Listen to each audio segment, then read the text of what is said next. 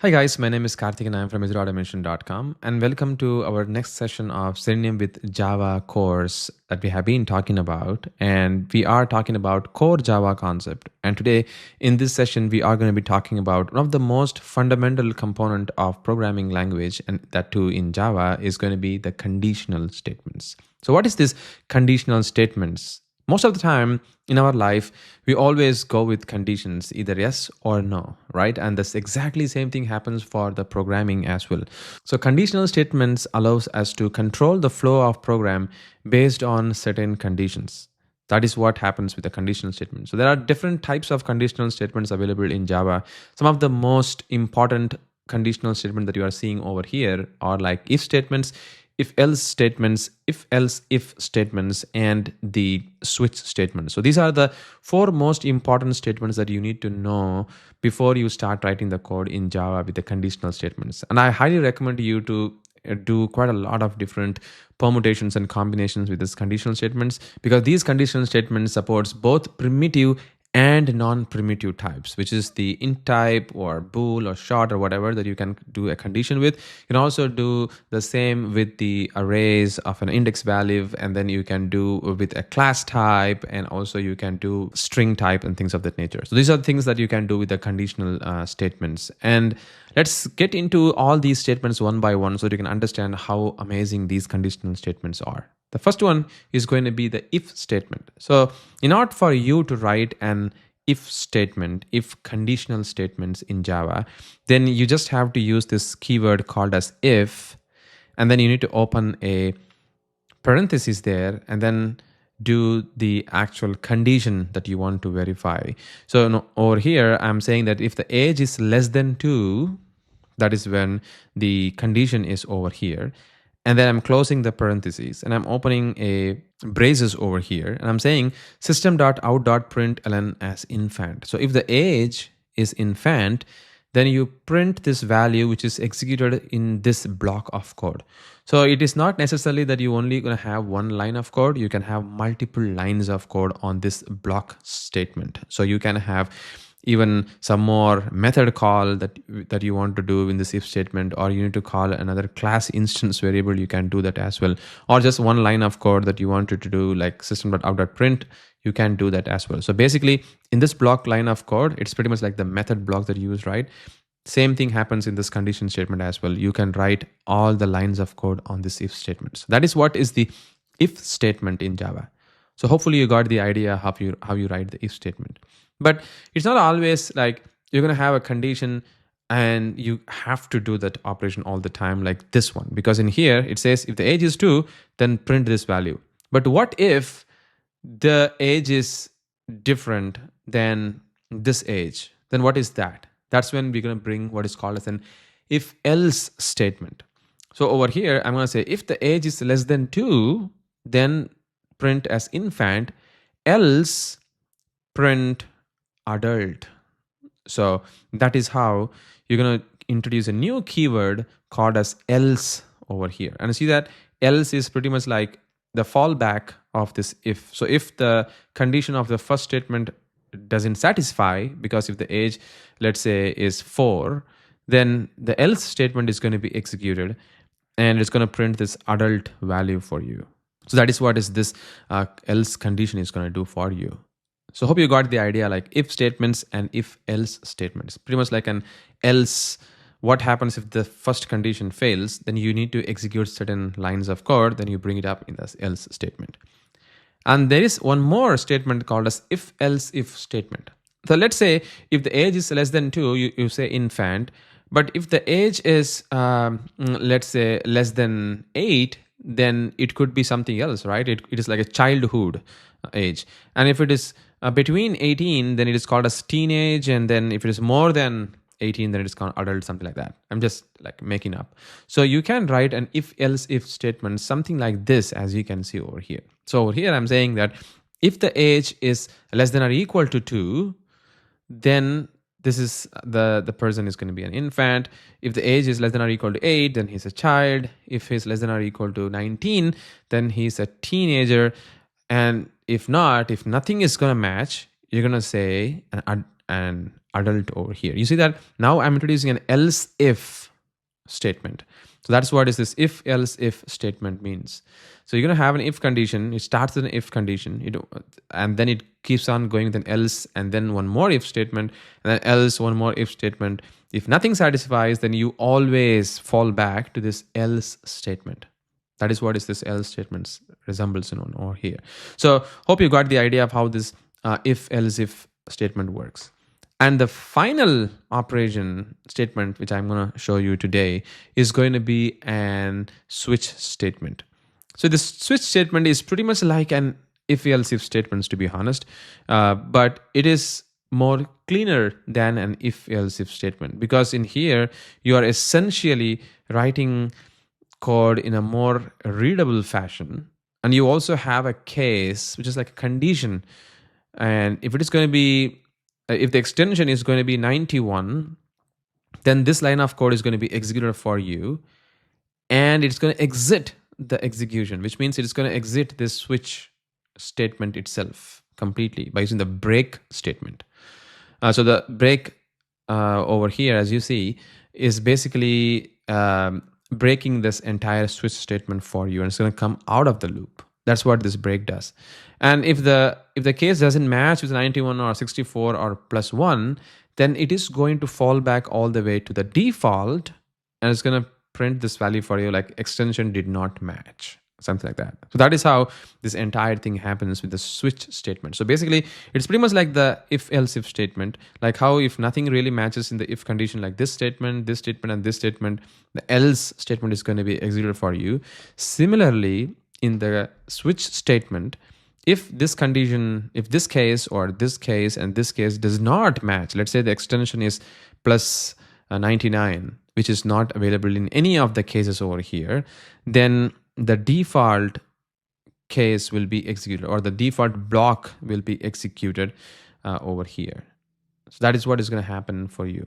So hope you got the idea of how the switch statement really works, and that is how these are the 4 statements we have got in the control statements in Java.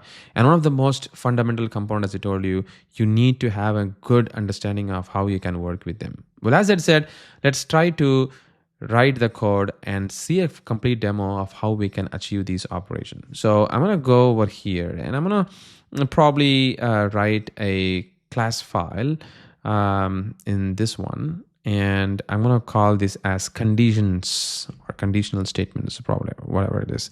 So I'm going to say conditional statements, and I'm going to hit OK. And in this particular class file, I'm going to write some methods. Interesting, right? Because we know how to write methods now. So I'm going to just say public void, and I'm going to say if statement.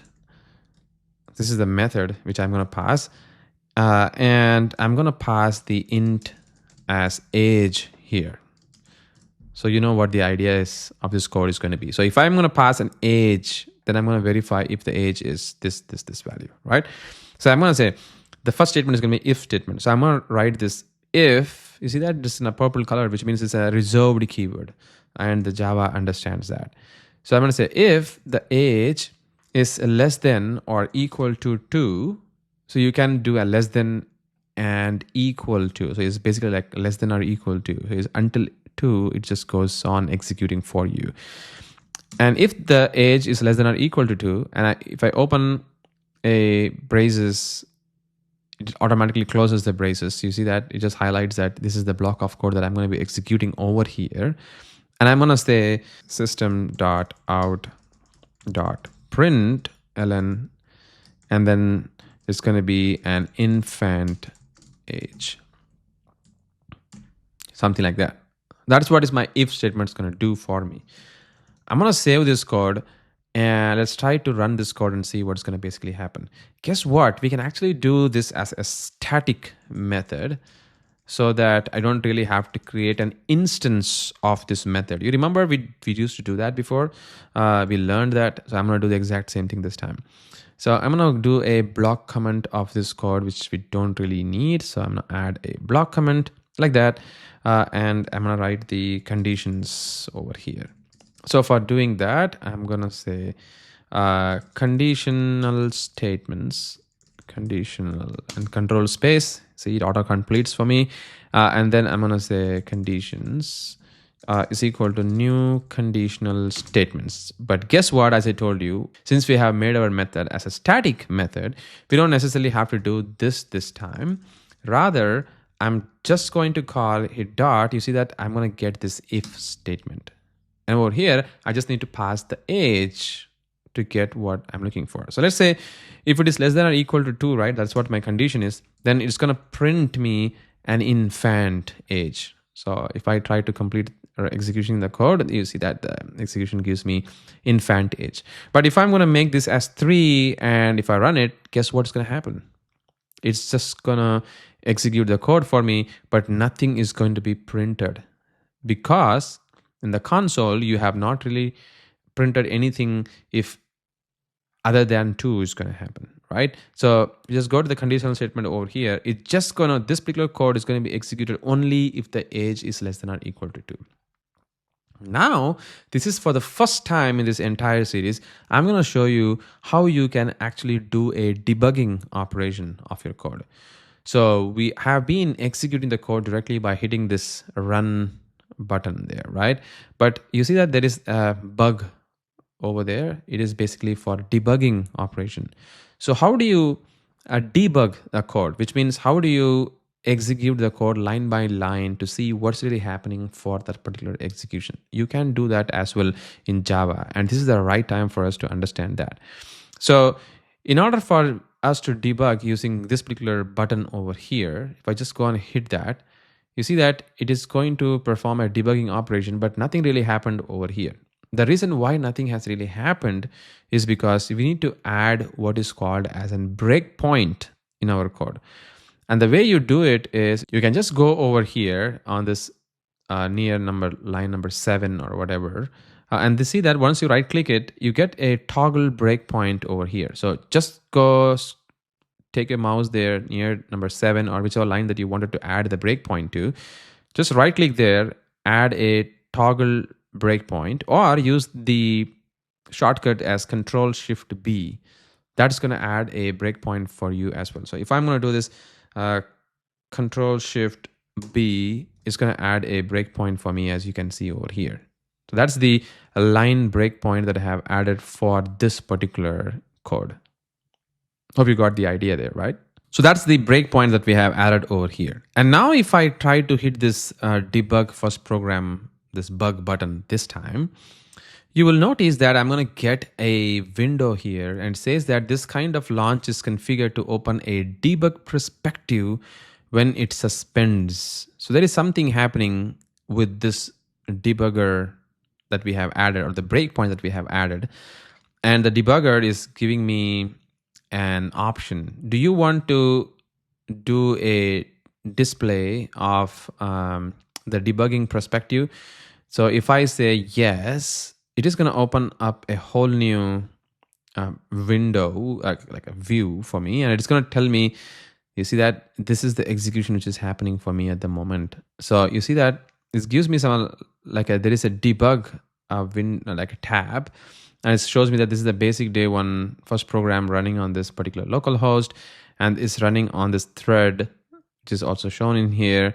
And it says this conditional statement is the class which has been executed, and it's been called from the first program, which is this guy. See, it also shows me a stack trace. So we call this as a stack trace information, and gives me what line of code is being executed. And you'll also notice that the age at the moment, the value is set to 3. Do you see that? We also get a value option there.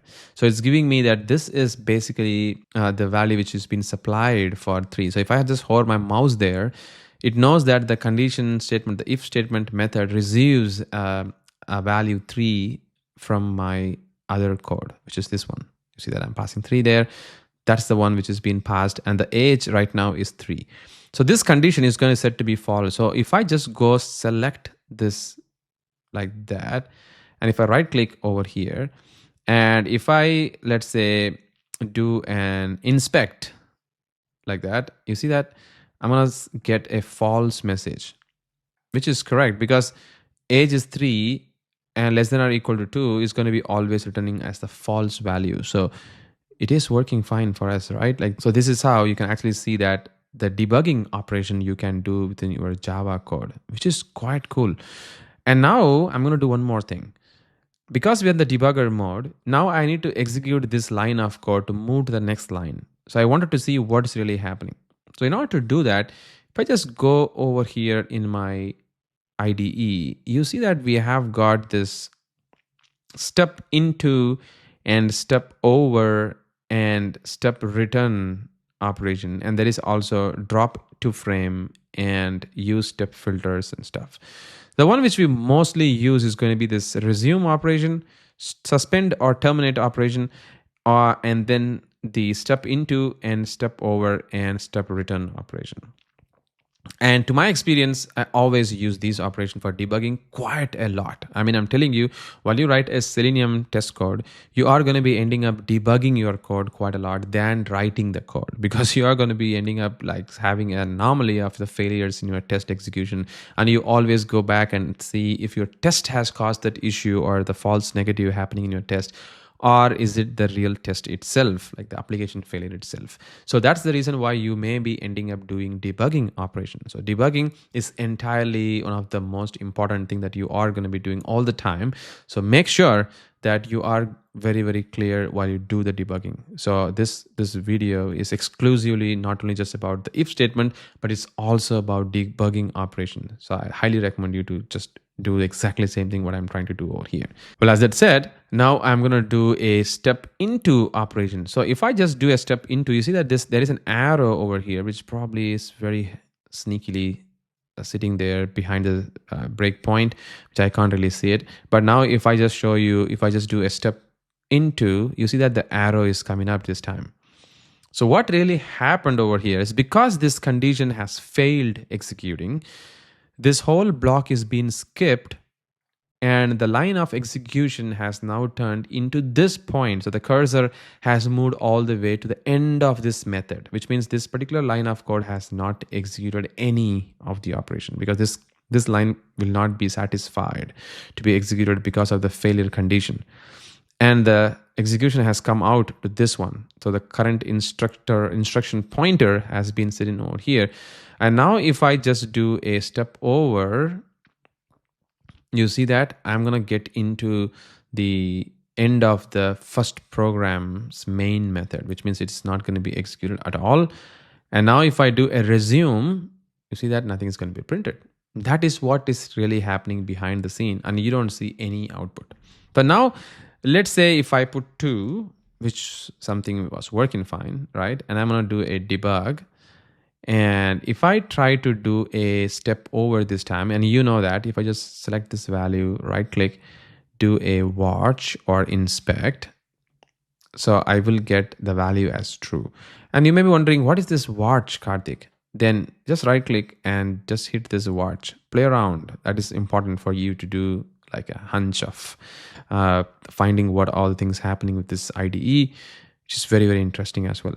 So if I do a watch, you see that now the watch means it has added this expression into an expression tab, like age is less than or equal to 2, and it is true. So it is like a real-time feedback loop you're going to be getting once the execution is going to happen. So if it's going to keep track of the variable's value, if it is true or false, based on the value that you're going to be passing in. That's what is this watch method, the watch operation, and the expression tab, which is going to hold that value for you. So hope you got the idea there. And now let's say if it is going to be, because this is true, you know that the expression is true, so this condition is going to be executed. So if I just do a step into or step over or whatever, you see that now it is gonna get into this line of code. That's the reason why once I execute again, you're going to be getting a value out on the console saying infant age. That's the reason why you're getting it. So the code execution is happening for you on the if statement. Is that clear? I guess it is. So that's what is the if statement for us, guys. Now I'm going to say what happens if the if statements needs to be modified a bit, where I wanted to show if the age is less than or equal to, then print this value. If not, if let's say else statement, then I'm gonna print that he's an adult age. So I'm gonna say adult age. It doesn't make sense because he can be 3 or 4. He can't be an adult, right? But still, this is deemed as an adult statement. So now I'm going to make the statement. I'm going to pass the value as 3, and I'm expecting the output of this execution to be an adult this time. You see that? It's adult age. So basically, the fallback loop is working. So the else statement is being executed while I pass more than 2, and the condition fails to satisfy execution of this line of code, and then it falls back to the else statement, and it goes all the way to the adult age printing operation. That's what is happening over here. That's about the if statement. And then I'm going to write an if else if statement. So I'm going to say if or else if the age is less than or equal to, as I shown on the slide, if he's less than or equal to 8, then he is going to be a child age. And I'm going to add one more else if statement. So I'm going to just copy it, paste it, and I'm going to say if the age is less than or equal to 19, then he's going to be a teenage. If there is nothing else, then fall back to an else statement for me. So if I just, let's assume that I don't give an else statement here, right? And let's say if I'm just going to run this code. So let's say I'm going to give a 17. So this is going to be a teenage, right? So if I execute this code, you see that I'm going to get the teenage there. But what if I give more than 19, which is like 20? I'm going to save this, and if I run this code, you see that nothing is going to be executed over here because there is no other condition which satisfies these value. And that's the reason why we need to have an else statement where I'm actually going to say that if nothing of these conditions are going to be satisfied, then he's going to be an adult age. And now if I execute the same code, you see that I'm going to get adult age here because the age that I'm passing in is going to be of age 20. So that is how you actually end up writing the if else if statement. So hopefully it does make sense, right? So now I always recommend you to please go ahead and do it all yourself because this is super important for you to try out. I know it looks very straightforward while you see me doing it, but while you do it all by yourself, you're gonna get some sneaky things like where is this braces going to come up and where is this parentheses or whether it is a braces itself. So yeah, just try it out because these are the foundational elements for you while you build Selenium test code. All right. And now I'm going to write one more method and I'm going to say a switch statement. So this is going to be a switch statement operation, which I'm going to be doing. And I'm going to write a string of extensions. So I'm going to do the exact same thing like what we saw on the slide. So over here for the switch statement, if you wanted to write, all you have to do it is just type like switch over here. So this becomes a purple color, which means this is basically a reserved keyword as well in Java. And over here, you can just pass what switch operation that you need to do. So I'm going to just say extension. And over here on this block, I'm going to write some cases. So basically, I'm going to write first case over here. And I'm going to say the case is going to be if the value is going to be 91. Just note the syntax even more clearly. If you just type like case itself one more time is going to be a reserved keyword, which is part of switch. So you can't write somewhere outside of the switch statement like case like that. And it doesn't really work because case is a syntax error there. It's not a token that it's expecting at the moment. So you write the case inside the switch block. And then you followed it by a colon there. So now that there's no squiggly line there, which means it is correct. And once you hit enter, you will see that it's going to go to the next line for you. And over here, you're going to be writing the system.out.println like that. And you can just say it's an India extension,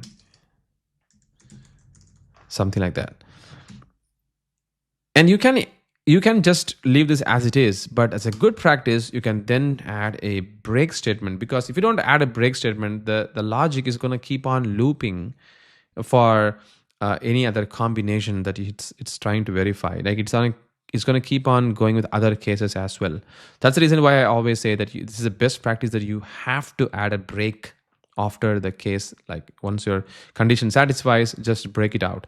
Like in this if condition, if the condition satisfies, the condition just comes out of it automatically. But guess what, in here in the switch statement, you definitely have to add this break, right? So I'm going to do this one for the case statement. Let's say I'm going to do the exact same thing with other cases as well over here. And you see that I'm going to get an error here because the case actually exists with the same signature. So we need to just change it from +64 is for New Zealand. So I'm just going to say it's an NZ extension. And I'm going to add one for the US, which is going to be +1.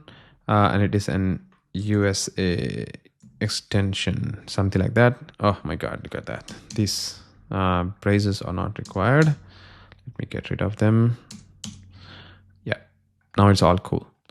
And then we need to add what is called as a default statement as well, like a fallback statement once the case execution is complete. So if you don't have a default statement, it is pretty much going to happen with our else statement while we did not add it. So we need to add that as well. So in order to do that, I'm going to say default. I mean, this default is also a reserved keyword within the switched, like as a case over here.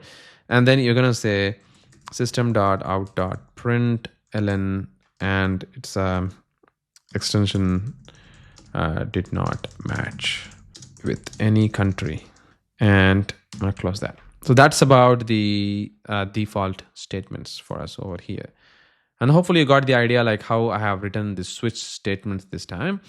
And now if I'm going to do a debugger, so I'm going to say Control Shift B for this line. And I'm going to the first program.java. So let me close all other tabs. So just right click and close others so that I can clear all the tabs that you just opened. And now I'm going to do this. So let me just comment this code. I don't need that. And I'm going to say conditional statements dot switch statement. And over here, I'm going to give an extension like a positive scenario. Let's say 64. Like that. This is for New Zealand. And now if I'm gonna run this code, like a debug this code, so because we have a breakpoint, I can go and hit this debug button there, and you see that it is gonna get into this switch expression. So which means it is gonna get into this line of code for us over here. And now if I just go and do a step into, you see that it is gonna get into the first line. It's going to get into the string class itself. You see that now we are going a bit more deeper, to be honest. We are getting into the string class because you have given the conditional statement as string, which is an extension of type string. The debugger is going a level further, and it is directly debugging into the class file of the string class itself. It is way too deep to go and debug this. This is going to be very, very helpful while you do debugging of a library, like external library, or in our case, let's say Selenium or let's say TestNG, we can do that as well. But I don't recommend you to do that for now. So just don't worry about like going too deep like this. So just go and close this guy completely. And what you can do it is on the conditional statements, just put a breakpoint on the case right now. Let's say Control Shift B. Just add it over here, and then you can also add Control Shift B over here, whatever. And now just do a step over. So once you do a step over, the control will return back to the switch statement. You don't execute everything on the string class file. Now it comes back over here. And if I just do a step over itself, you see that now the case actually matching the 64 of this guy, this case. That's the reason why this breakpoint has been hit. I mean, you don't necessarily have to add the breakpoint there. I was just adding because we can bring the control back. Sometimes if the control is lost, you can always bring it back to the breakpoint, but you can still do a step over to bring the control back to this execution. You see that now we are in this line of code, which means it is satisfying this code. And if I do a step over once again, it's going to do a break, and you see that now the switch statement has fully been broken, like the execution is completely broken, and it has come to the end of this method execution, the switch statement method execution. So this way we're essentially saying that the switch, bye bye, we have completed our execution. We're getting back to the end of the first program's main method execution, that's the reason why it has hit over here, and it just runs completion. You see that it's an NZ extension. We get an output here. And the same thing happens if you're going to be adding, let's say, plus 91. And if you do a execution, I'm just going to do a run this time. I'm going to get, it's an Indian extension. But if, let's say, I'm going to add 99 or whatever, and if I try to do a debug this time, just wanted to show you how the execution really happens. So if I just do a step over like that, you see that I'm going to fall all the way back to the default statement over here, and it says extension did not match with any of these country. So which means it is falling back to the default. And then if I just do a step over, it prints extension did not match with any country. And then, you know, the rest of the story, the execution completes. So this is how we work with the switch statement. So this is how we actually work with the condition statements in Java. And these are the foundational block, as I told you many times. Please try out yourself. And these are things that we will be using quite a lot while we do Java with Selenium automation. And also, if you're going to be working with Playwright with Java, you're going to be doing exact same thing as well. The reason why I'm including Playwright as well is because Playwright is one more emerging tool and it has emerged quite a lot this time. So you can use Playwright as well. And there are high chances that you may be using Playwright as well for your automation testing. So yeah, if you're going to be using Java with Playwright, things are going to be exactly the same like what you're seeing over here. Once again, thank you so much for watching this video. Catch you in our next session where we are going to be talking about looping statements.